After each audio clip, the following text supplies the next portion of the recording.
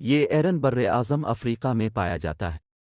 इसकी ख़ास बात यह है कि इसकी टांगें एक आम एरन के मुकाबले में इससे लंबी होती हैं, जबकि इसके सींग एक गाय की तरह होते हैं। ये एरन अपनी लंबी टांगों की वजह से दुनिया में सबसे ऊंचा उछलने वाले जानवरों में शुमार किया जाता है। ये एरन फ़िज़ा में 10 फुट यानी 3 मीटर ऊंचाई तक उड़ान भर सकता है। उसका वज़न 40 किलोग्राम तक होता है, जबकि इसका कद 34 इंच यानी 86 सेंटीमीटर तक होता है।